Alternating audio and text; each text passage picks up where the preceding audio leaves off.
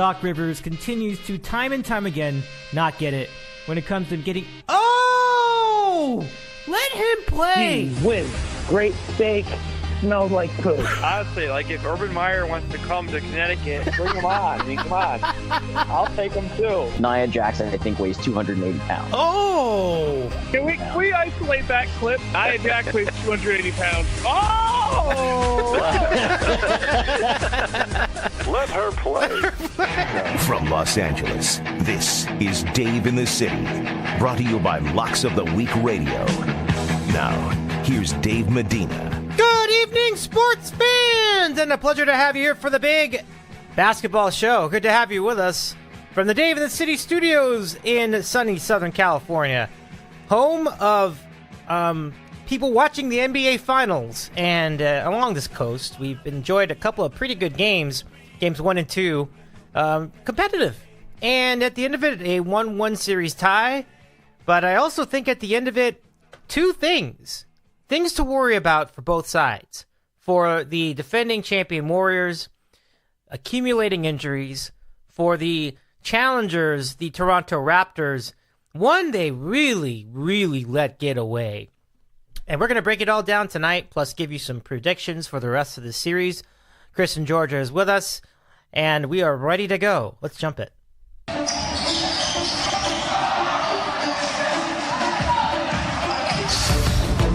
The NBA report for June the 4th. We're through 2 games of the NBA Finals, and it is the broadcaster's dream. The networks love it. Tied 1-1. We're going back to Oracle Arena for Game 3. That's coming up on that's it, Friday. It's coming up on Wednesday. Instead of the Thursday that I had been concussed. Actually, it should be playing. It should be on tonight.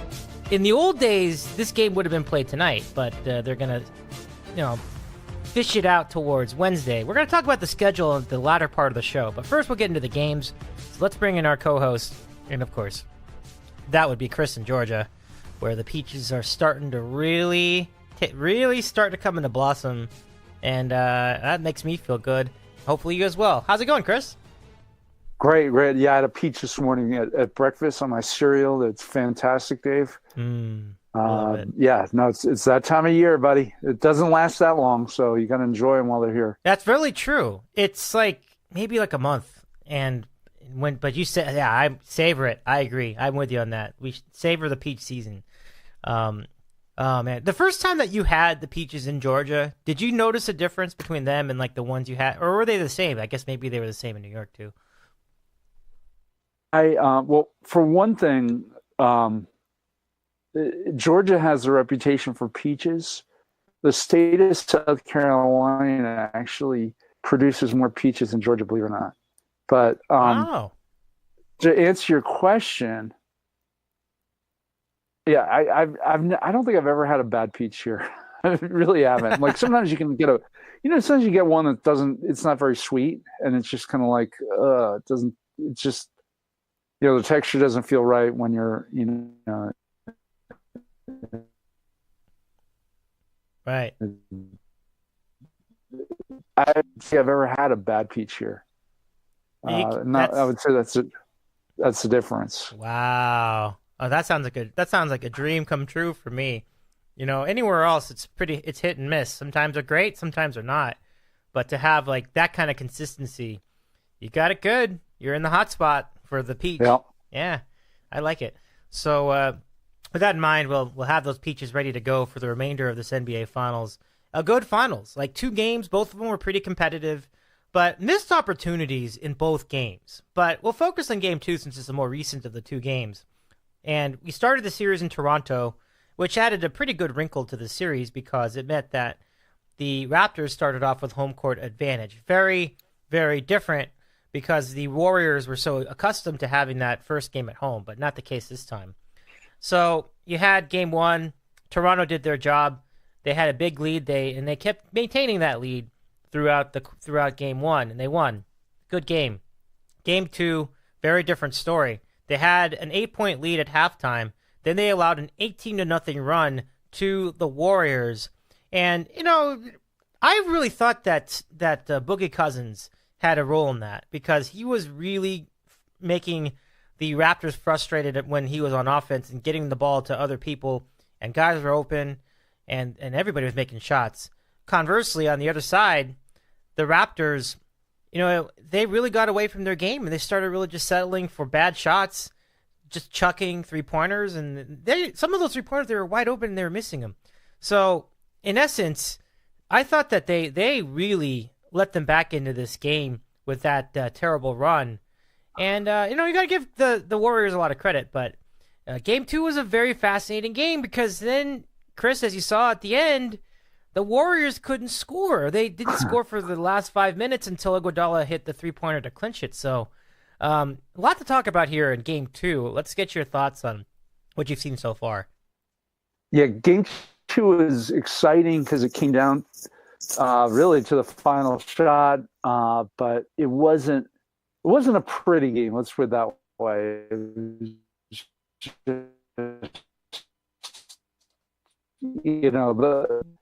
Where Toronto was scoreless was kind of tough to watch, and I mean, yeah, you got to give Golden State credit, but there were a lot of just easy misses, and Toronto looked a little impatient, just kind of settling for like a pull-up jumper, from like 15, 20 feet rather than moving the ball around a little bit.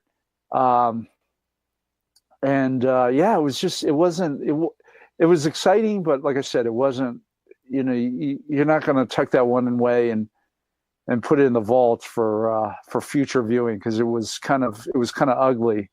And ugly too were the injuries. And I'm sure we'll get to this, but I think part of the reason Golden State got so ice cold was it was really Steph and a cast of backups. I mean, Cousins, is now he's not exactly what he once was, but you're right. He did have a nice game. He had 10 points, 11 assists, or 11 rebounds. Really had just flashes, and he made some really nice passes. One that came to mind in the third quarter, in the middle of that run, where he fed Klay Thompson, who was cutting to the basket. It was a beautiful pass. I mean, it was, you're absolutely 100% right. I mean, the Raptors had that game. I mean, there was a time in the first half where I was like, they're going to blow them out here. And it just didn't happen. And just Warriors, for whatever reason, came out super hot in the second half. And that was the game right there. I mean, but it's just, that's the Warriors, man. They get contributions. I mean, it's, Curry didn't have a great game. I mean, he was very good, but, it wasn't a great game, but Cousins stepped up, and Quinn Cook, the undrafted guard out of Duke, had three pointers. I mean, a few of them, and that was it. I mean, it's so funny. We respond to Game 1 where Toronto looked so good. I mean, it was a home game for sure, but it looked so good, and we're like, whoa, wait, maybe the Warriors are gonna have a lot of trouble. Now it's like, the Warriors come back, win Game 2 on the road, and now it's like, well, can they win 4 straight? Can they win this in five games? I don't know. I mean, I'm not sure if that's gonna happen either, but it's just kind of funny how we kind of maybe overreact a little bit to one game. Well, it is. I know it's one game, but man, I did feel like this was an opportunity for Toronto, and they're not. And you remember you were texting me at the end of the game where it was still pretty close, and I think what you said was the Raptors have had so many chances. Like they had 3 shots to make that 3-pointer near the end of the game. And it was just kind of reminded you of what that game was like. Yeah. It was a frustrating experience. And I will ask you a follow-up to all of that. When the score was Warriors up by 3 points and there were 26 seconds to go, Did you think they should have fouled right there? Wait, say it again. Should when the Warriors Toronto have fouled down 3 points and there's 26 seconds to go? I mean, I know it's a 3-point game, but... Well, I think their thinking was, look, Golden State's been so cold. We're going to get it. We'll get the ball back with, we're not going to get the ball back with 3 seconds. We're going to get it, or 2 seconds or whatever. They're going to shoot well before the shot clock expires, and we'll get the ball back. And I didn't have a problem. I remember you saying in real time that they should have fouled. I didn't have a serious problem with that, just because the Warriors were so cold. It was just like, and Toronto's a really good defensive team, and so that team. That didn't bother me. Well, here's the thing about that. I think you play the momentum. I see that, but the issue is that you're putting it. You're not extending the game, and I think with that little time left, I think you need to extend the game just to give yourself every opportunity. Because what if somebody hit the shot? Then it's over. And it did. And Iguodala was the one that hit the shot. I just think that's the kind of decision you make when you make a lot of assumptions. But I see the strategy. Like you're kind of writing the cold hand in this case. But from my point of view, I'm like, yeah, I know we're down 3. I know they've been shooting like crap, but I think you extend the game. You foul somebody that's not a great free throw shooter if you can. People are calling foul Draymond Green. I mean, it's not that easy, you guys. It's not like, let's just pick the guy that's going to get the ball. Right. That 100% is not easy. And like, if they get the ball in Curry's hands, forget it. Yeah, exactly. Like, you don't want to pick and choose who you're fouling. Just foul somebody. Try to force the ball to somebody, but you can't assume it's going to get there. So it's like, I'm going to pick Draymond, and then point to him, and then he gets his free throws. So anyway. Gosh. Yeah, no, I totally see your point. I don't know. I didn't have as much of a problem with that, just because, like I said, they were just ice cold at that point in the game. Of course, Toronto was too, and Toronto was missing shot after shot. I'm fine with that. I was just getting frustrated watching them on offense, just missing easy buckets. I am really surprised that they got away from what worked. Driving to the hoop, trying to get the basket, kicking out, looking for the open man. And they were doing so well with that in game 1. They were doing pretty well with it in the East Finals. And then here we are, second half. They bring in, and I really think that, I mean, no one said this, but, I might be a clown just saying this, but I really think that Cousins is the reason why they started to panic. Because I just think that just really threw them off. Like, not to say that they didn't have length before, but something about the way that Boogie Cousins was playing that night, because it all happened when he was on the court. He was really screwing them up, and I don't know. Maybe they panicked. I don't really know how to explain it, but they didn't. They really got away from their game, and it just looked like they were nervous, and they were just like, let's just shoot this bad shot. And like you said, even like the close misses, they had like. They had it along the base. They had it really close to the hoop, and they were missing those shots. Gosh, that's a tough watch, especially if you're a Toronto fan. Yeah, for sure. Wait, so you kind of broke up there. You were saying that down the stretch that in game 2 that Boogie might have been kind of throwing them off their game. I wouldn't necessarily say down the stretch. I would say at the beginning of the third quarter, because that's when they really started using him. Oh, you're saying Boogie was instrumental in yes. that 18. Yeah. Okay, totally agree. Yes. Yeah. No, totally agree. Yeah, Boogie was huge. I mean, there's no doubt about it. Absolutely. In many ways, he was the most important player on that team because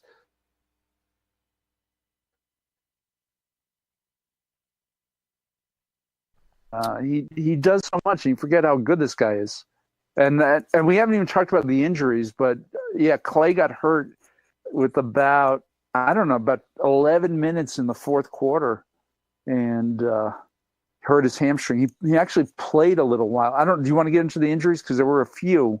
Oh, yeah. In this game. Yeah. Yeah. Well, Clay's a big one. I mean. Yeah, Clay was the big one. Yeah. Go ahead. Sorry. All I was going to say is that it's been ruled to be a hamstring strain. He will probably play game 3, but his effectiveness is very questionable. And that's a huge one. Yeah, he on the play, it looked like he stuck his leg out kind of awkwardly, and it almost looked like he was kind of, I don't know, it didn't look normal. It was like he kind of stuck his leg out to try to draw contact on the defender, who was standing maybe slightly to his right.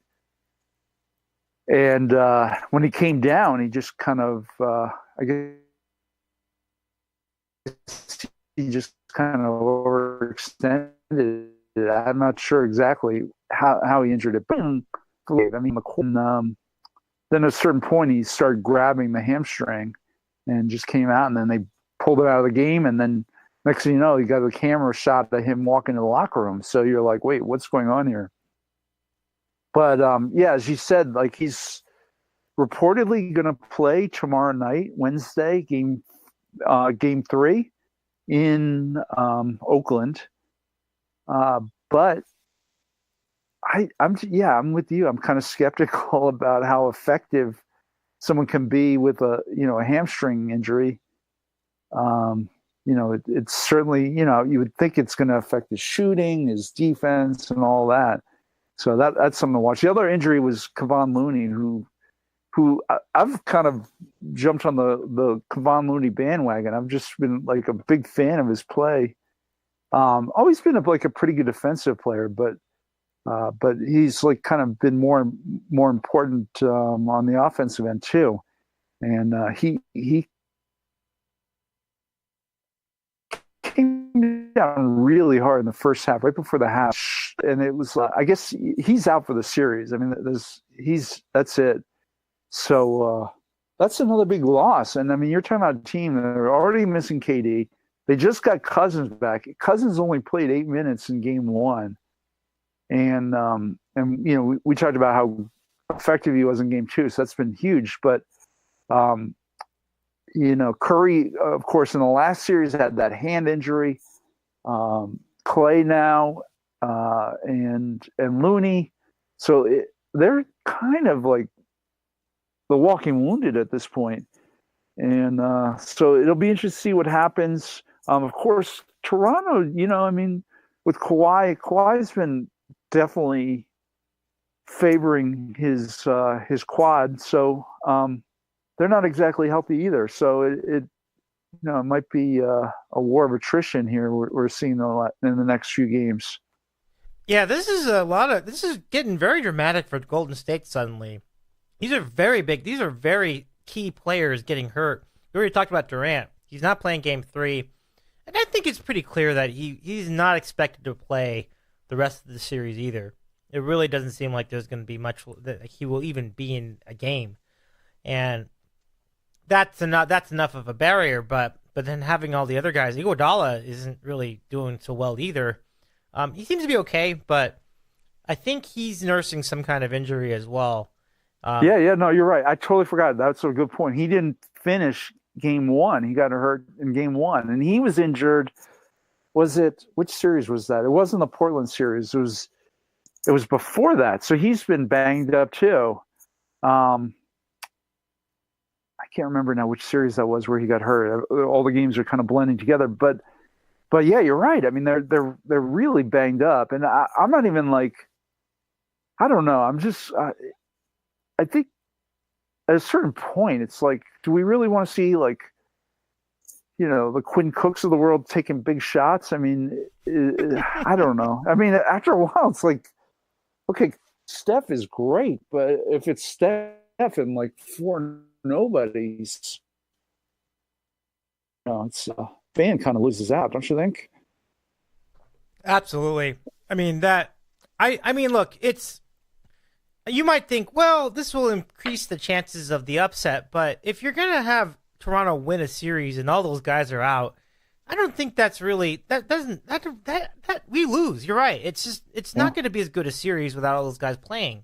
It's that simple. Like Kevin Durant, that's good, and that's one thing because it kind of gives you a definitive feel for okay, did they really need him all those years when they were winning titles? But these other guys are really. This is really getting a little much. Like I think even if you're rooting against Golden State, like let's say I am, or a bunch of people, or all that entire chart other than 2 states was on Twitter,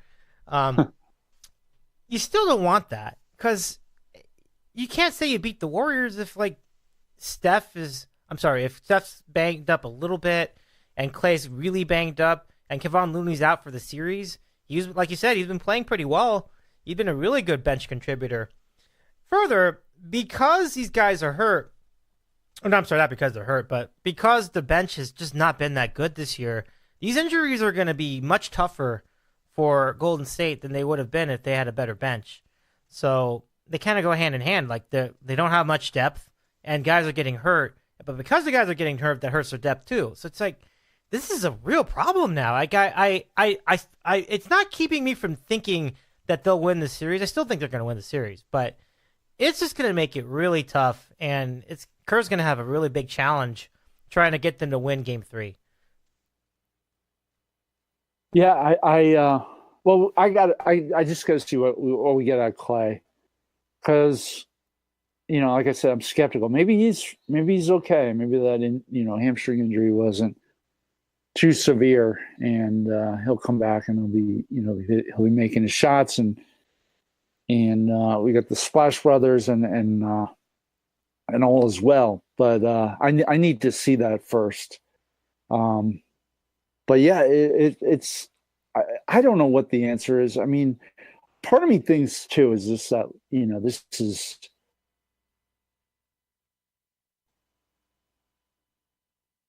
five straight years, and I mean how many playing as a group, and you just it takes its toll.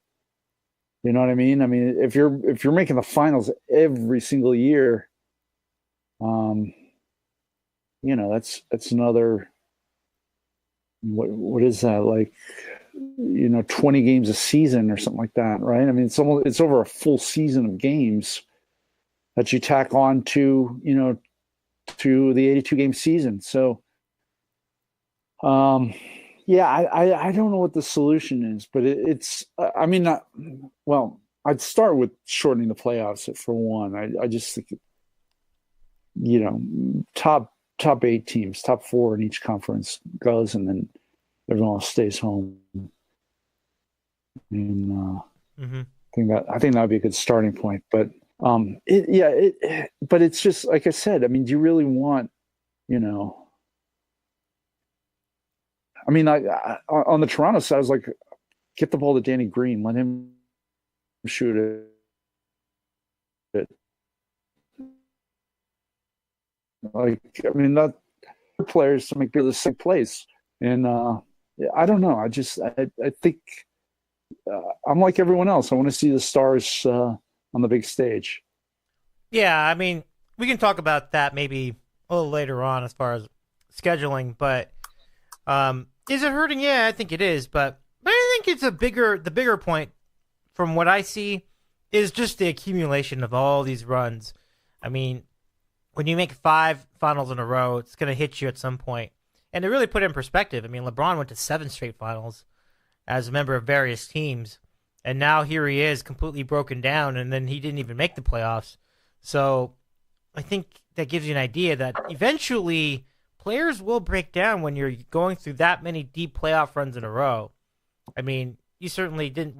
We've seen it with our teams at various points in our lives. Even the Celtics of the 80s, that took them down. Lakers of the 80s and the late 80s, they started wearing out too. So everybody goes through that. But this is basically, I don't know if I would call this the last stand for the Warriors, but it seems like this is going to be their greatest challenge in terms of their adversity, because they're talking about, just in general, not as good a team as the previous 4 teams were. And then you go into, is that right? They've been to every final since 2015? 15, 16. Yeah, I think it's right.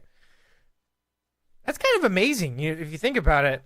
Totally. I mean, we're witnessing greatness here, Dave. I mean, love him or hate him. This is an all-time team. 100%. 100%. I mean, I have my things about him, but I have so much respect for that team, and they've gotten it done. Absolutely, it's been pretty remarkable. So, we'll go. You know, I think there's not going to be any asterisks or anything in this one because like they've had significant guys hurt throughout the playoffs, and it's really hitting them hard. So if they come out of this with a win, I mean, all the credit to them.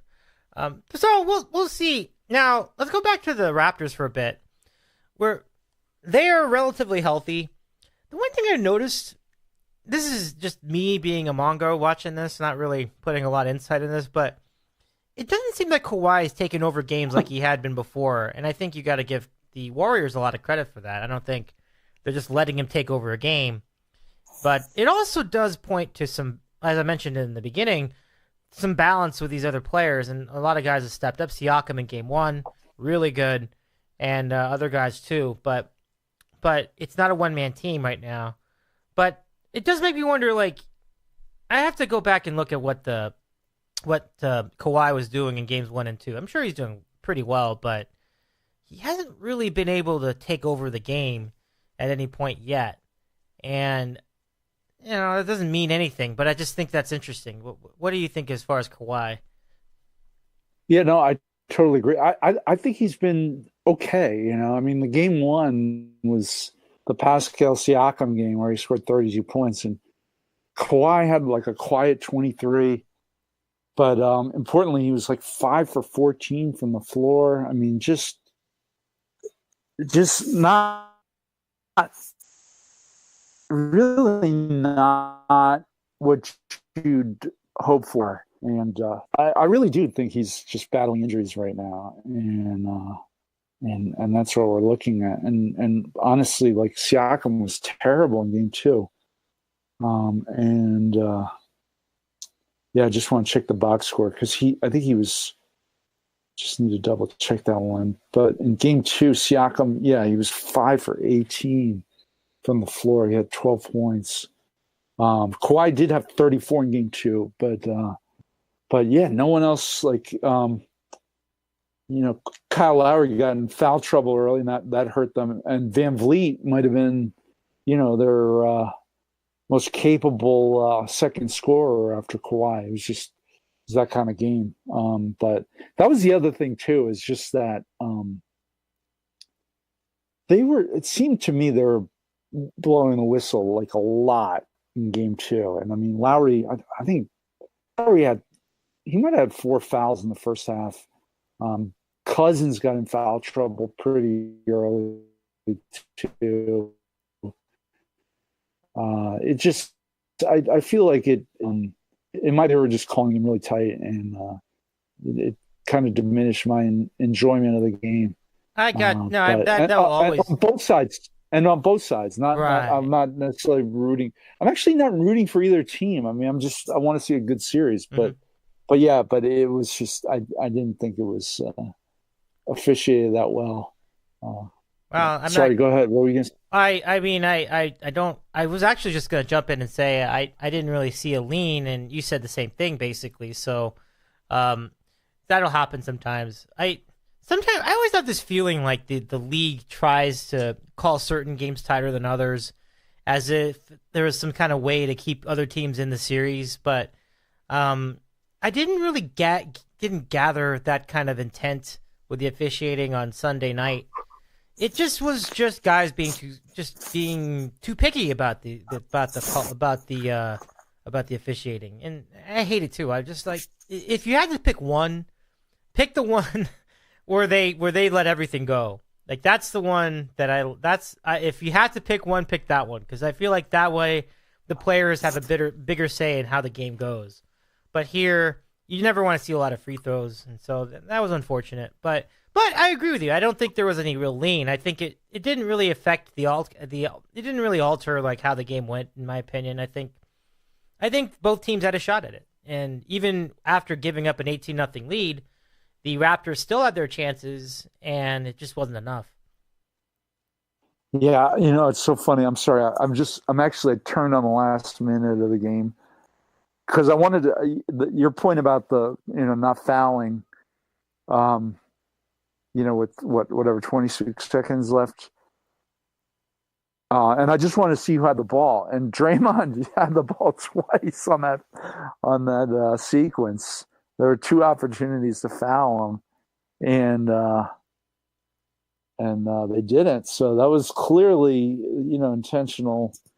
That was their intent. They were not going to foul. I mean, Livingston had the ball too, but I'm not sure what his free throw numbers. Of course, Iguodala gets the ball, and they left him wide open. They did not out on that. I'm sorry. I'm going back to a conversation from 5 minutes ago. Sorry about that, Dave. No, isn't that an interesting study though about fouling in that scenario? I just think that extending the game could have worked to their advantage. I feel like there's no reason not to try it. Like, you're gonna lose. I mean, look, the percentage chance of winning by just going all in on one possession, I mean, it's not great. But I feel like while still not great, extending the game, I think it brings you a little bit closer to taking the lead, a little bit closer, especially if you can. Not like we were saying, we can't pick and choose who we foul, but the chances of a ball getting to somebody who's not a great free throw shooter, there's a chance. There's some guys on there that could bring a little drama to that situation. I mean, even Draymond, he's still a 70% free throw shooter. I mean, odds are you foul, you're still down 3 or 4, but you have more time on the clock. I see what you're saying. Yeah. That's what I was getting at for sure. Like, I think that's a scenario. That's a situation where I think Nick Nurse didn't really respond, and similarly, he didn't really respond when they were going down 18-0 in the third quarter too. I don't think this means he's a bad coach suddenly, but I just feel like these are opportunities, and he didn't pounce on them. And we've seen coaches pounce on opportunities and somehow find a way to react to adversity. It's not easy, but it did seem like that could the end of the game more than the 18-0 run. I mean, that was just guys just being really, really good. But I just keep thinking about that. I'm like, gosh, what if we had given these guys a chance to extend the game? Who knows? It could have been very interesting, and I think that's where it takes us. Game 3. If you had a prediction on it, Chris, who do you have winning Game 3? I'm going to go with the Warriors. They're at home. I mean, part of me really just wants to see this. I just want to see them, prove the doubters wrong. My heart. Who do I think is going to win? I don't know. I kind of go back and forth, but I think the Warriors take Game 3 at home, and they got the crowd behind them, and Curry is going to be fired up, and I don't know. Yeah, I feel like, and it goes just going back to Game 2.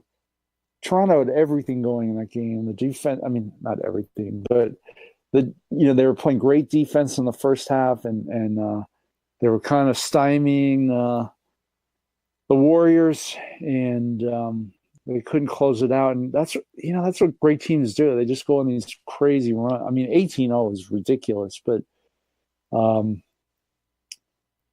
I just feel like we're going to see Golden State, just really flex at home and take it. But I don't know. I'm starting. I think this goes 7 though, Dave. I really do. I'm starting to think this goes 7. I think it could go 7. I really do. But here's what I said at the end of Game 2. Yeah. I think I said, I don't know if I said it to you, but I think I said it to somebody. I think that even though it's Game 2, I thought that the Raptors lost their chance to win the series. Now look, I could be wrong, and people are already calling for the mush, but hey, you had that game at home. You had a lot of opportunities to win. You were in control of that game, and it's just, I'm telling you, that was their chance. They could have gone up 2-0. Then you had all those injuries. It would have taken a lot of effort on the part of the Warriors just to tie up the series, and they could have worn themselves out doing it. Now it's tied. If you win Game 3, then there's a lot less pressure in Game 4 for Golden State. So, and things like pressure are an intangible factor, but I think that intangibles do actually apply when you talk about basketball. Like, this is the one area where analytics fails. Like, you cannot factor the intangibles. The intangibles cannot be put into a calculation or a formula. Like, that is stuff that you don't really know how people will respond until you've been through it. And while the Warriors have been through a lot, I don't remember them being down 0-2 in a series in the NBA Finals. So that's something to keep in mind. We've seen them do the reverse. We've seen them up 3-1 and then blow the series. But this would have been interesting. And I just feel like now the rest of the entire NBA Finals, the Raptors are going to be fighting from behind. They're going to be fighting. Oh, yeah. And you lose home court advantage. I mean, that's so huge. Mm-hmm. But so you're obviously you're in the boat where you think Golden State wins home 3. Oh yeah. I think they're going to win Game 3. I don't really know if they're going to win by a lot because again, these injuries are tough. Like I think they'll pull away late, but I don't think they're going to win by 50. I don't think it's going to be that kind of game. Unless Steph is just so good that he can be shooting 40-footers and then hitting nothing but net. He has those nights. Like it can be really remarkable. But I do think they'll win. I think they'll win by like 10 or 11 or 12. And then we'll see about Game 4.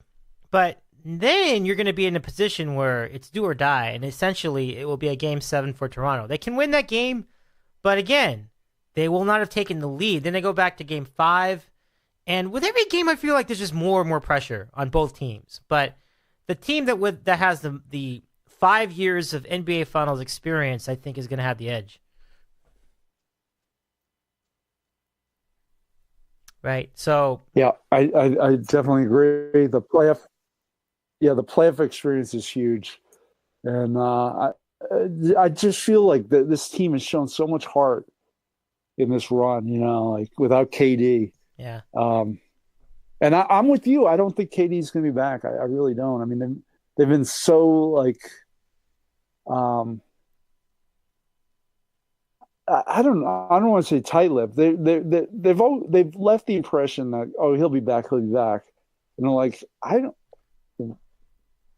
sorry. I need to see him back in uniform. He hasn't set foot on court yet.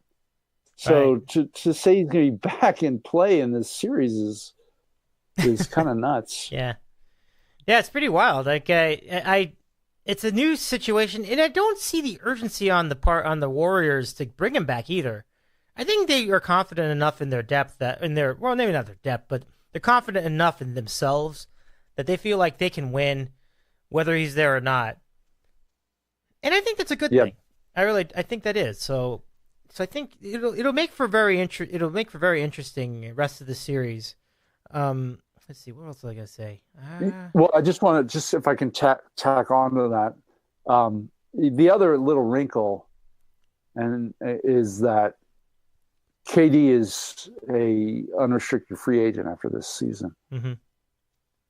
and so is Clay, and both of them are hurt right now. I mean, like we said, Clay apparently is going to play tomorrow night, but if there's a possibility of Clay re-injuring his hamstring or hurting something else because he's favoring that hamstring, I'd have to think he'd give it serious thought. I mean, he's kind of due a big payday, and so is KD, and who knows? That's another. I mean, who knows what goes through the. Keep an eye on. Yeah, it really puts me in a position where I can't wait for this game. Like I'm looking forward to seeing how it ends up, and if it ends up being the 30-point blowout for Golden State, well, that's great for them. But boy, I tell you, this is interesting, and I think this is where teams got to reach deep. Kawhi strikes me as someone that can reach deep and get to that next gear. And these other guys, we'll find out. I don't know. I don't know the answer about with Kyle Lowry or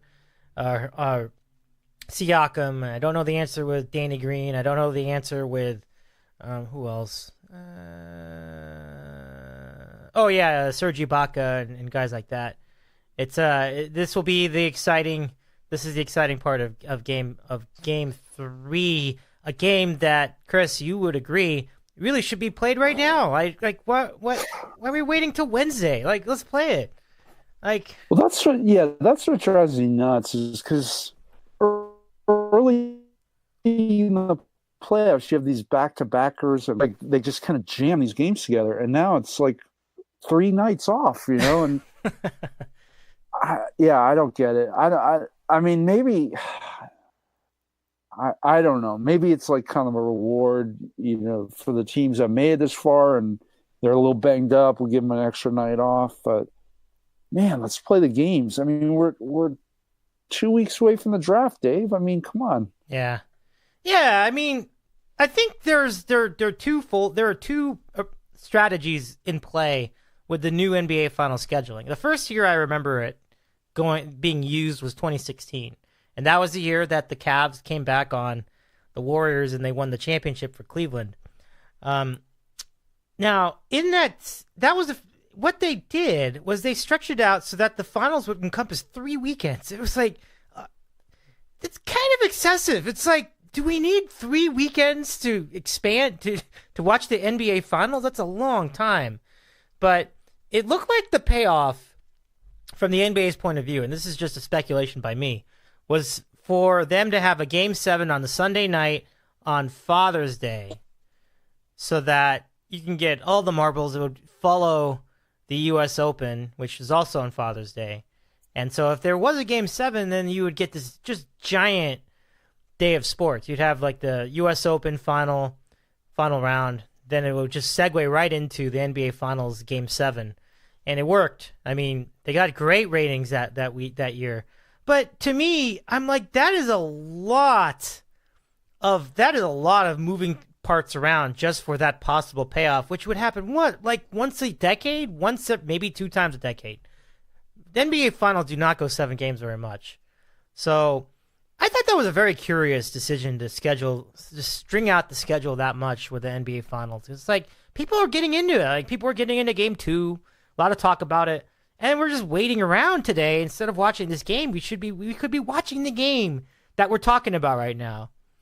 And I just think that the NBA missed it. Like I just think that was one component. The other component is giving these guys extra rest. I sort of get it, but I think by now I don't think people really care.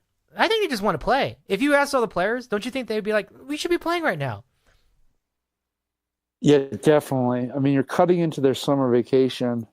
No, I'm just being facetious, but yeah, I think you made a good point in that there was, Game 1. After Game 1, there was so much buzz. I mean, all of a sudden it's like, whoa, the Warriors lost. Wow. I mean, there were people who thought Toronto was going to get swept, and then they come out and they kind of spanked Golden State. And then you have to wait a few days. And it's just every single time you're waiting 3 days and people, I mean, they're wrapped up in other things. It kind of diminishes the excitement from game to game. And I don't know. I just feel like, I totally agree. What is hockey doing? Are there 3 games? It's not as bad. Not as bad. They did have a couple of gaps of like 2 extra days off rather than the 1. But most of the series has been you play a game, take a day off, play the game the next, like every other day. But in fact, I'll give it to you since we have the luxury of time. I can really run this down. Give me a second here. So they last played. I always look at hockey because they're so similar. The seasons are the same, playoffs are the same. So yeah. Sorry, go ahead. And yet they do a much better job of scheduling these games because they're not afraid to have games take place at the same time in the first round. And I really wish the NBA would get with it and do the same thing. It's just like they're so afraid to have any game overlap with another game. It's like, who cares? We don't care about the frickin' or I keep calling them the Bobcats. We don't care about the frickin' Hornets and the Orlando Magic in the first round. Like, we don't care if we see that game or not. Let's just put the games on, roll them all out, have a couple of teams play at the same time. It's not a big deal. So, the NHL doesn't have that problem. They end up playing that out. Mike in North Jersey could probably tell you about other minutiae that maybe they could do better. But with the funnel, they had Game 1 on Monday, the 27th. Game 2 was on Wednesday. Game 3, this is where they start stretching it. They stretched it to Saturday rather than Friday, probably for television. Game 4 was yesterday or Monday, so that was just 2 days. I think that's 2 days from Saturday. And Game 5, they'll stretch it again. So they'll have Game 5 on Thursday rather than Wednesday. So that's a little extra time. But Thursday, Friday, Saturday. And then they're going to stretch it again for Game 6. Yeah, I guess they're starting to do the same thing, huh? Because it's like 2 extra days, and like an extra day. So it's like instead of 2 days, it's 3 days later. They're going to have Game 6. And then they'll do the next game on Wednesday instead of Tuesday. And I think that is because they don't want to conflict with the NBA Finals. I think the back end of the Stanley Cup Final is basically judged around where's the NBA putting their game. We don't want it on the same day. And because the NBA screwed around with their schedule, they have to adjust theirs at the same time. Does that make sense? Yeah, but it's like, I think your point is correct, though, that the NBA wants that Sunday night slot. Yeah. They're trying to get as many games on Sunday night as they can. And I think it's silly. It's just like, because yeah. Yeah, we all heard about how big a TV night it is. You get the day off, everybody's off, people are coming back from vacation or whatever. And so, I see the metrics of what makes that day a great day for television, but it's just getting a little cheesy. Like, you're stretching a series that goes 7 games over 3 weeks because you want extra games on Sundays. It just seems funny. Like, I just think that it's a lot. It kills the momentum. It can kill the momentum of a series in terms of the buzz, like you said. So, I don't know. It just seems strange. And I wonder what the people inside the league are saying. We know what the people outside the league are saying. We think it's silly, and we think it's a little unnecessary to go this long, stretching out these games. Whereas, if, say, you played...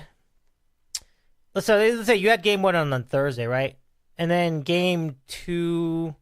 Yeah, waiting until Sunday was ridiculous. But if you had Game 3 today, and Game 4 on Thursday, and Game 5 on the next Sunday, and Game 6 on the next Tuesday, and then by the time we do our next NBA report, we'd be pretty close to Game 7. Instead, we're going to be barely on, Game 5? I don't know. I don't know. NBA might have overdone it on this one. I agree. I'm definitely, I wanted a game tonight. I really did. Yeah. It'd be cool doing the show, but that's beside the point. I just wanted a game tonight. It feels right. It feels like the right time for the game to start. And now we're sitting here just having our fruit and our salad. And in my case, fruit and salad. I'm not sure what you had for dinner, and we're just sitting here just talking, and there's no game. It just seems funny. Yeah. It's just like, this is just a dead period. The series aren't over yet, and we're just sitting here talking with nothing to watch or enjoy. It's just odd. It just seems odd to be in this position. Wait, hold on a second. I'm just double checking the schedule. So Friday. I think we lost you there just a bit. There, Popes. Wait, so then, do you hear me now? I think I hear you now. Yeah. All right, so Game 4 is Friday night. Game 5 is not Sunday; it's Monday. Oh yeah. So they're not even playing the. We got to get this on Sunday night. It's a Monday night at 9 in Toronto. That is weird. You're right. That is weird. It's not a holiday either. It's like, what? Yeah, but it is the 2-2-1-1-1 format. So I guess maybe they're like, yeah, we need that extra Well, they did day's say travel. that. They did mention that. Yeah. I think that was one of the accommodations for 2-2-1-1-1. They're just offering like Yeah. extra off days, and that was part of the plan. But I do think that's a little. I mean, do you really need 2 days for travel between Toronto and Oakland? I mean, it's not that bad. Yeah. I mean, you've It's flown. probably about a 5-hour flight. Yeah, it's You know, not the end of the world. 4.5 hours. Yeah. Yeah, and it's not like you're playing that day. You're playing the next day. You don't even play till like 6 out here because it's like assuming that they're playing in Oakland. So it's like, I don't know. That doesn't seem like we. That's.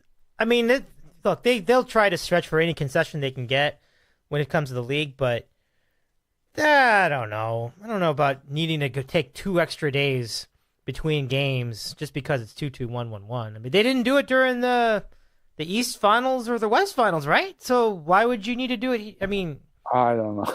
right? It's just like they're acting like they're taking like wagons to these games or trains, and they're taking these really fancy, very fast, first class level flights, private jets. They're charters, yeah. Yeah, it's just like charter jet. You can leave whenever you want. There's no delays. I think we're getting, I don't like to say we're getting soft, but I just think this is getting a little over the top. I think they're fine. They'd be fine. I think they'd be fine. Although it is funny that we talk about the old 2-3-2, and a lot of people blame Red Auerbach for that because he kept moaning about it. But look, I'm glad we have 2-2-1-1-1 again.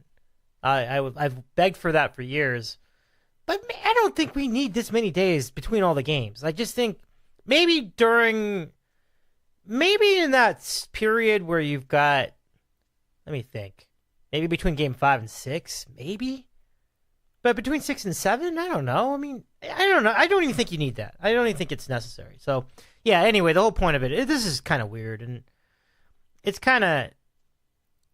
Putting a game on a Friday is just odd. Like Thursday just feels like an NBA night, doesn't it? I mean, we've been accustomed to big games on Thursdays forever. You got the TNT Thursday game. You have opening night tends to be on a Thursday, and then you've had the NBA Finals games on Thursdays. But you're gonna have a crucial game. What was it? Game 4, and that's gonna be on a Friday. I don't know, Chris. I don't work for the league, but I just think that. People are trying to go out on Fridays. It's just kind of an interesting decision.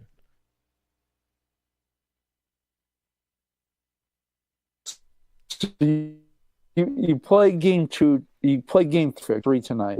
Then 5 on Sunday, and because that's the travel split, right? Because you got. Game 4 to Game 5 is going back to Toronto, so you get an extra night off. Would have worked out perfectly, in my opinion. That's true. I don't know. Thursday to Sunday would have been just fine. Like you would have had the extra day, and you could have executed the amount of a reasonable amount of rest between that transition between the 2 and the 2 and the 1.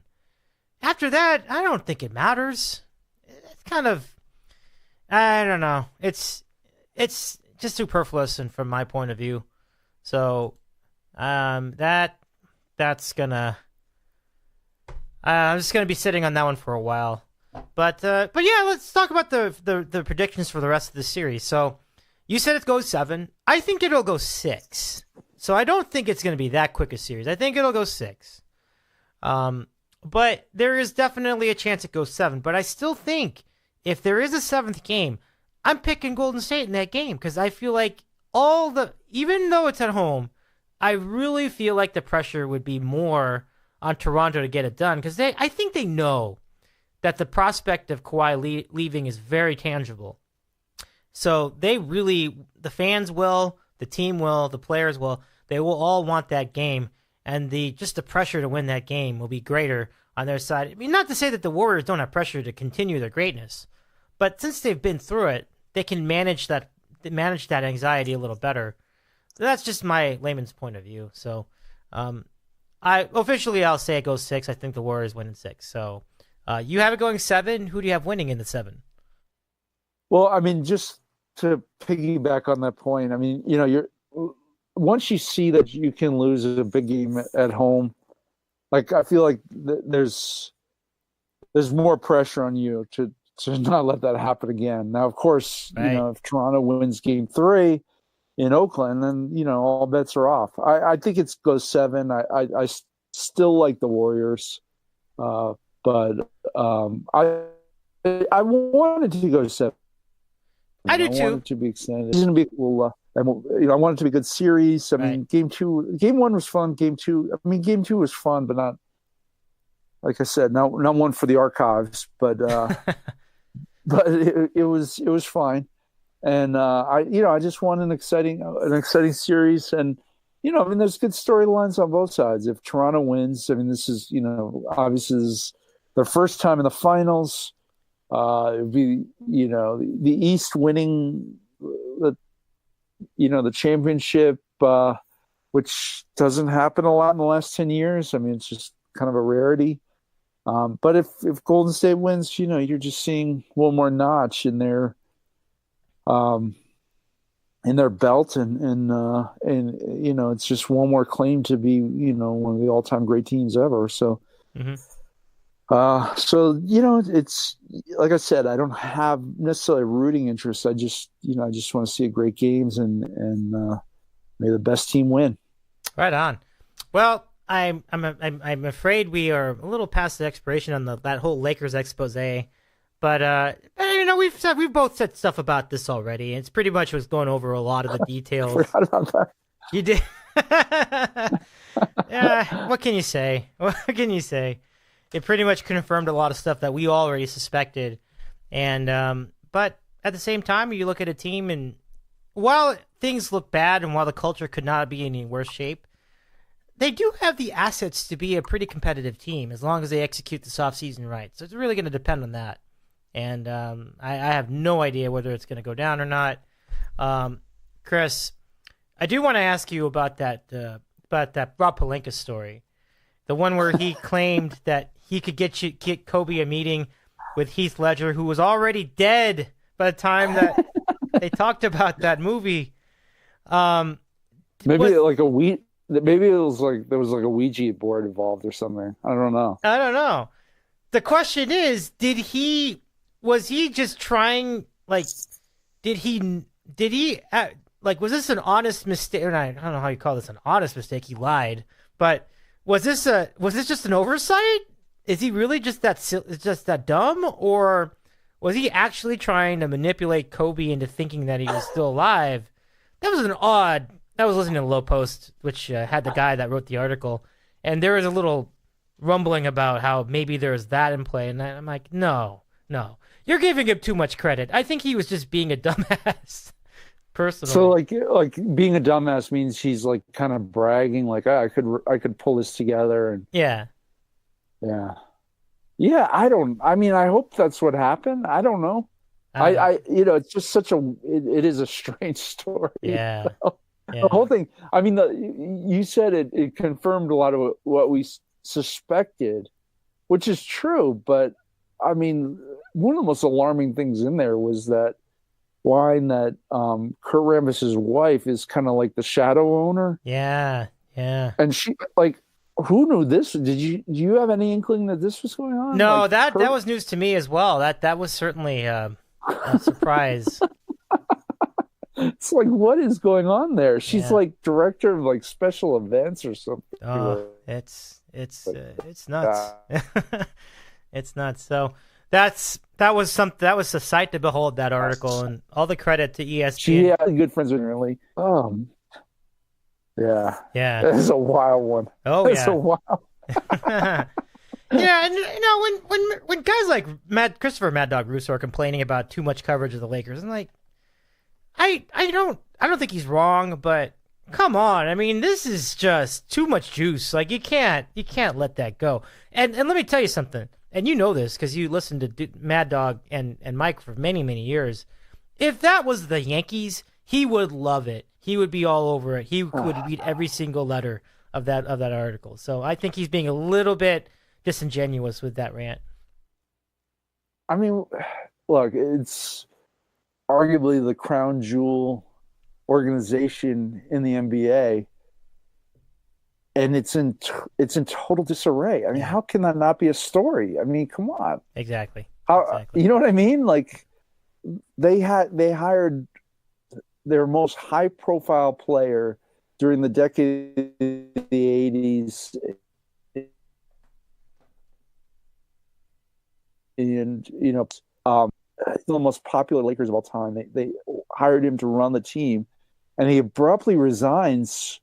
And on the last day of the season, I mean, and there's all kinds of stories swirling around, and then this thing breaks, and it's even crazier than we thought. I mean, what are we supposed to do? Not talk about this? I don't get it. Should we talk about the Cavaliers and what's going on there? The Hornets, what's going on there? I mean, come on. Yeah, I got you. Yeah. I mean, and you can only devote so much attention to the finals. I love it, but you can only, you can only devote so much. You need some distractions, and this is entertainment. It's an entertainment world. And the Lakers are entertaining right now. What can you say? Yeah, I know. I mean, and even all of us who are going through it, even as Laker fans, we can agree with that. This has been very, very entertaining these last few weeks. It's just.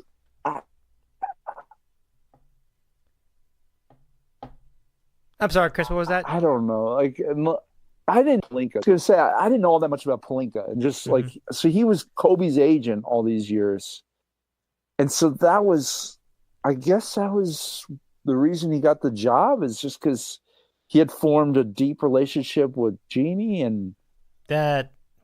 Well, but remember they were saying that it had something to do with Linda Rambis, like she had a big say in why he got hired. That's right. Yeah. That's right. He's friends with Linda Rambis. And we don't even know why. Like, we have no background on that. We have no clue where that comes from. I mean, that is bizarre. That's right. That's right. You're right. Why? Like, too much. Anyway. Dave, we're 2 weeks away, and the Lakers have the fourth pick? Fourth pick in the draft, right? Yeah. Yeah, we gotta. I mean, get me to the draft. I mean, this is gonna be fun. Yeah. I mean, I know everyone's like focused on Zion, but it's really like a 4-person draft, though, isn't it? It's like, well, okay, this guy, and this guy, and then everybody else is like whatever, It's like, so that first hour is gonna be great, but the rest of it's gonna be like, yeah, all right, we can watch something else. I don't. You don't know? Disagree, but all right. I respectfully disagree, but. I think it's gonna be fun. I don't. Who do you think the Lakers are going to take? I mean, assuming that the Knicks keep the pick and pick R.J. Barrett, who do the Lakers pick it for? Great question. Boy, what a good question. I mean, what are you hearing? Like, what is the buzz? I mean, it sounds like the first 3 picks are etched in stone at this point. Yeah. So we know that Zion obviously number 1. That's easy, and then Ja Morant number 2.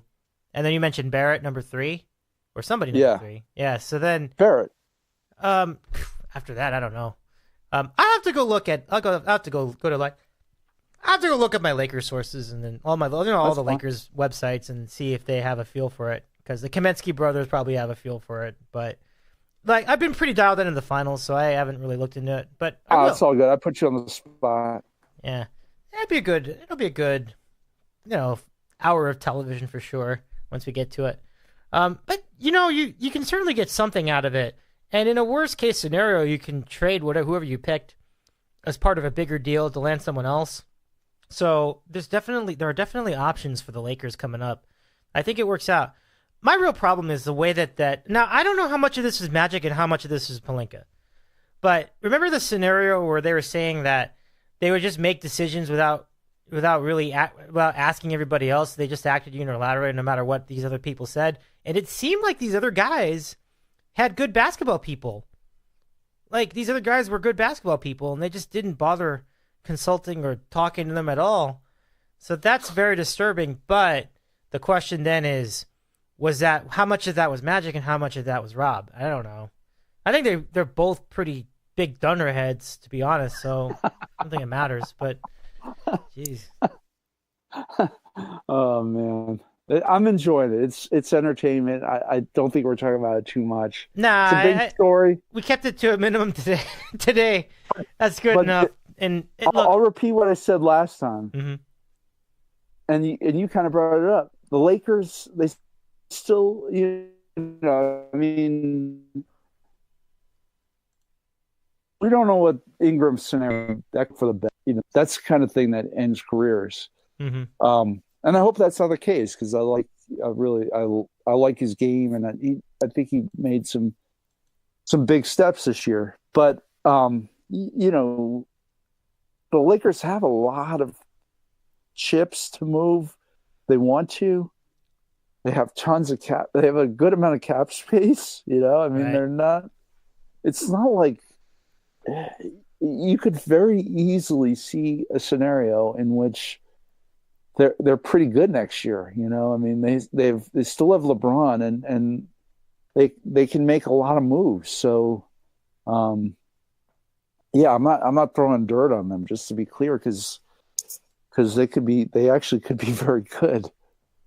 Mm-hmm.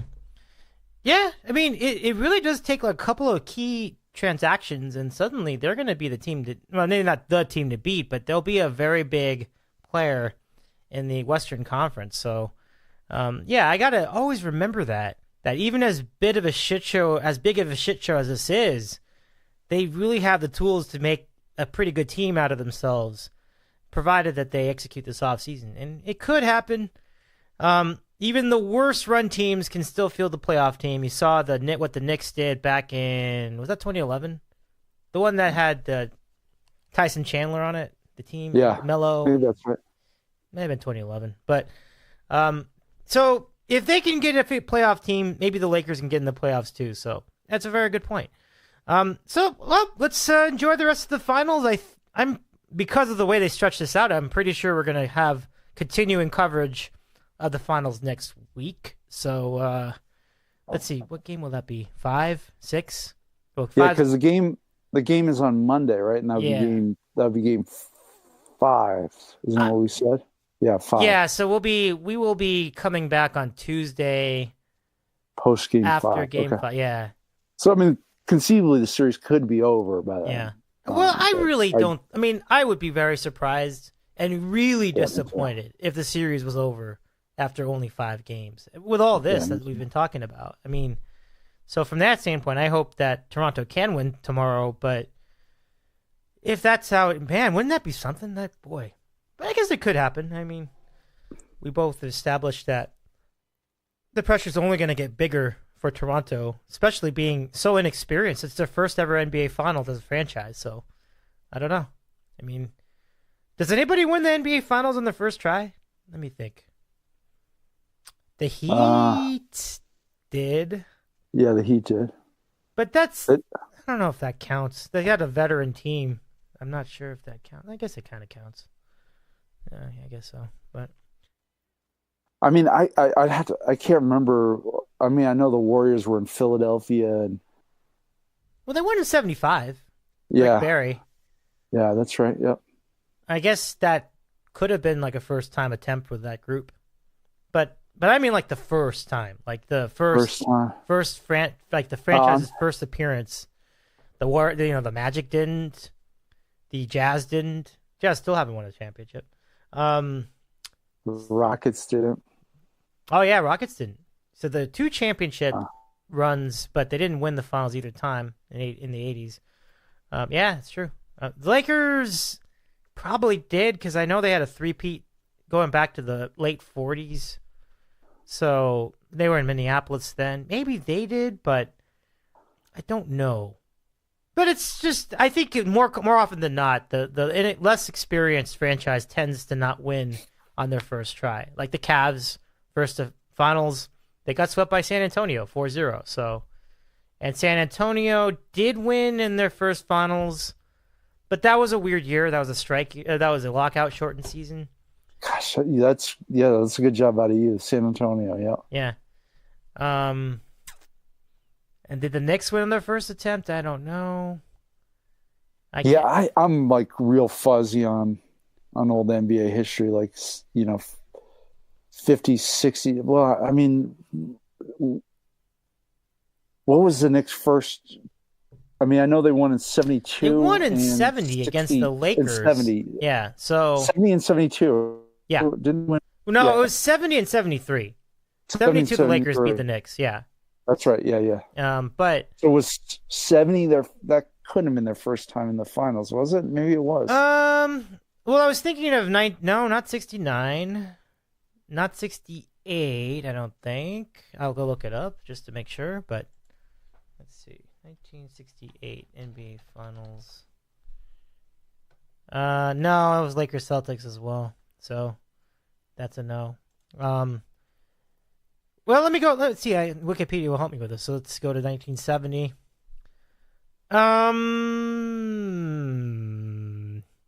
Gosh, this is very interesting. I don't know. Let's. It's a good trivia question, Dave. Yeah. When was the first Knicks NBA Finals appearance? Because it's not even just the 70s. Like they could have been in there way back in like the 40s, back in the day. That's the thing you got to look at. So, I don't know. I'll go look. Let me see. History results. Who did they beat? No. I want the actual results. I don't want. Yeah, I'll get to it later. But you get the idea. I feel like experience matters in the NBA. And so I think that's why I feel like the Warriors have an edge, but I don't rule it out because, again, the one thing we can say positively about Toronto, there are many things to say positively about the Raptors, but they're fighters. I think even when they gave up that 18-0 run, they did fight back, and they were really inching closer and closer to tying it up at least. So I'm not going to necessarily write them off. I just feel like, as I said, they're going to be fighting from behind the rest of the way. I got a couple things for you. One, okay. The Warriors did win in their first appearance in the NBA Finals because it was the very first NBA Finals and it was the Philadelphia Warriors. Oh, sure. 46, right? Again, 40, yeah, it was. I guess was it the 46 season and the finals 46, 47. 47, yeah. Yeah. And then so the Knicks made the finals 3 straight years, 51, 52, 53, lost all 3 times. Oh, wow. So they didn't win the first time. Yeah. So if you count the number of franchises that are active right now, how many of them won the title on their first attempt? And you had one with the Warriors. I don't even know if the Celtics won in their first attempt. Let's go see. They did. They did. Okay. 57. The Lakers did as well, 1949. The Bullets won. The Lakers That's won. a trivia question. The Washington Wizards won the first attempt at a championship. How about that? Yeah. That is something. And it looks, the Rochester Royals too, who are now the Sacramento Kings. Yep. So that's 2, 3 actually, because we had Philadelphia. Now the Syracuse Nationals. Do you know who they wound up becoming in the end? Sixers. They became the Sixers. Yeah. Sixers. Yep. But they didn't win on their first attempt. No. They didn't even win on their second attempt. They won on the third in 55. So we only have 3 right now. The Pistons didn't win. The Hawks didn't win. Celtics, you mentioned they won in their first try. We'll roll through this. The Lakers did. Oh, the Lakers did. So that's 4. That's right. Yeah, Warriors. And the Bucks won it in their first appearance. 71. Yeah, and they beat Baltimore in that series. That was pretty dominant. That was some pure domination. Kareem Abdul-Jabbar. I think he was still Lou Alcindor back then, but they crushed. It was them and Len Elmore and somebody else, I think. And I don't know if the Big O was there yet. No, it is. It actually was there. Okay, so the Big O and those guys, that was like they're not losing. What's crazy is Gene Shue was the coach of the Bullets that year. That was 71. Wow. I mean, I remember him coaching the Clippers in the mid 80s. Oh, wow. That's right. I remember the name, too. You're right. That's right. Yeah. I do remember that. That's funny. Let's see. So, Suns didn't win on their first try. Great series, though. Wow. That went against the Celtics. Yeah. Sonics didn't, but then they won like literally the next year. Yep. Portland did, and Portland wasn't around very long at that point, so that must have been some day. That must have been some year. That's how great Bill Walton was. We talked about Bill Walton on the previous show, how great he was, but that dude healthy would have. I think he would have, on whatever team he's on, would have won multiple championships. He was really good. Like, there's no doubt. Like, it's just too bad about the injuries. Yep. There's only a few, Dave. I mean, we got like 5 teams, I think. Yeah. So we're through, like, mentioned Spurs. Yeah, the Spurs were that was a good one. Yeah, Spurs is a very deep cut. That's a deep cut, definitely. I mean, the Pacers didn't, because they made it in 2000, didn't win. And the Spurs are also the only ABA franchise to win an NBA title too, right? Oh yeah. Well, because it was the Nets, Spurs, Nuggets, and Pacers, right? Right. Those are the 4 teams. Correct.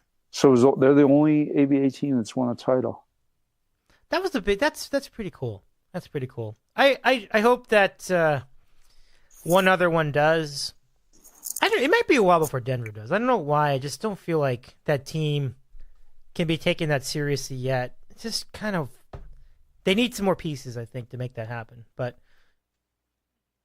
overall, yeah. I mean, I think we get the summary. Like, did the Bulls win the championship on the first try? I guess they did, right? Because they didn't even make it until 91 against my Lakers, and then they won. The problem before was that they couldn't get to the finals, and then once they did, they won. So that's another one. So yeah, we're only up to about half a dozen teams out of 30. Wow, the Bulls did. You're right. You're absolutely right. The Bulls won it on their first try. That was really crazy because game 1, Sam Perkins hit a dagger at the end of that game in Chicago Stadium to win game 1 for the Lakers, and they did not win the rest of the series. That was it. Isn't that weird? Like, they lose 4 straight games after that. 3 of them at the Forum, too. One of them went to overtime. That's crazy. Yeah. So that's kind of tough. That was kind of a tough ending, but there you go. So that's your history. That's the kind of odds that Toronto faces. I think they can win it, but as I mentioned, gosh, it would have been a much easier road if they had won that game. But I think they'll be all right. I mean, I think the experience is going to be a positive one no matter what happens here. Do you think that Toronto wins either of the 2 games? I think they'll win one. I just don't know which one yet. It could be tomorrow, could be the game after. I'm calling for it to go. Oh, you're saying either the 2 games in just these 2 in Oracle, yeah. Just these next 2 in Oracle. Yeah, like one of the two. Yeah, I'll say they split. I say they split and they go back to Toronto and it's 2-2. And then it's a best of 3 with the 1-1-1 format. Let's say that, and that'll be really exciting because then both teams will have lost a home game. Mm-hmm. And Toronto beat them in their building this season, I think. If I'm not mistaken. I think they did. I think they did. Yeah. I know Milwaukee did, but I believe you're right. Let me go check.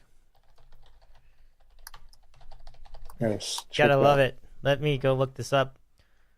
See, I gotta get the regular season schedule. Let's see if I got it here. Okay. Opponent. Oh, I can actually select the opponent right here. Okay, so this will be really quick. Let me get that information. 1 second. The regular season. Toronto. Oh, there we go. Yeah, look at that. They did lose. Wednesday, December 12th at Oracle Arena. They lost 113-93. Wasn't close. Just to be clear, Toronto won 113-93. That is correct, yeah. Toronto won the game. Man, that is... Yep. There must have been some kind of injury or something, but I think I remember that happened. Like, I don't remember the circumstances. I just remember that it happened, that they won, and they won by a good amount of points. So, look at that. So, that's a good sign. I thought that I remember something like Toronto had won their last 4 games against the Warriors too. Both playoffs and regular season. So, very, very interesting stuff. So that's fine. I think I think we'll see. Should be fun. What, are you going to be at home for Game 4 or Game 3? I'm sorry. I'm always home, Dave. All right, fair enough. I will be home. No, I'll be home tomorrow night watching this. I'll be home too. Yeah. Oh wait, Game 4? You said or Game 3? No, I meant Game 3. I'm sorry, I meant Game 3. Yeah, Game 3. I'll be home. Yeah, I'll be home Friday night too. I'll be watching on my couch. Very nice, very nice. Yeah, so I can't speak for what I'll be doing Friday yet. I'm probably going to be out of the bar though. Pretty good chance that I'll be at a bar for Game 4. Game 3, most likely I'll be home. So that'll be a fun day. Just got to get through the workday, and then everything gets good from there. So, very good. All right, Chris. Well, that was fun, and enjoyed it. That's always. Thanks for having me. Absolutely. Have a good evening, and we'll do it again next week. Hopefully, by then we still have finals to talk about. I don't want it to be over yet, so should be good. Yeah, and then the roller coaster ride begins. We got the draft in July 1. We're less than a month away from free agency, so that's gonna be exciting. That's big. And do you like the new deadline where it's not in the middle of the night anymore, or whatever it was? Wait, what time is it? Let me see, because they said that it's not at some weird time anymore. NBA free agency deadline. It's a new time. Like they changed. Well, you do get those weird things, because I remember, was it 2 years ago when Gordon Hayward was like 4th of July was signing a contract with the Celtics? Right. You run into those holidays in the summertime. That was very weird. That was very weird. Let's see. Oh, come on. Oh, okay, here we go. Thanks to no, I don't have it. So it's all right. It's like in the afternoon or something like that. They basically moved it from late night to the afternoon. That was the idea. Okay. So I'm trying to figure out the time, like you know how they have the moratorium. It says that the moratorium ends at 11 a.m. July 6th Central Time, which means 12 o'clock p.m. That's a big improvement. And so maybe this time we won't be having a bunch of NBA free agency news in the middle of our barbecue, yeah? Definitely. I'll take that. It means a little longer to wait. I'm good with it. It should be fun. Okay, Chris. Well, have a great weekend and all the best to your family, too. So keep having those great peaches. I'll talk to you soon. Sounds good, Dave. Thanks again. All right, bud. Take care. Bye. Goodbye. Thank you, Chris. And that's our show tonight. Hope you enjoyed it. A reminder, in about a week and a half, we're going to have the top 5 DITCOW episodes of 2014 special, our DITCOW retrospective, continuing our 10 years of DITCOW season-long celebration. I am Dave Medina. You can find us on Twitter at DITCOW, on the web at DITCOW.com, and on Facebook, look up Dave in the City Out West. Have a good weekend. Enjoy the funnels. We will see you next time.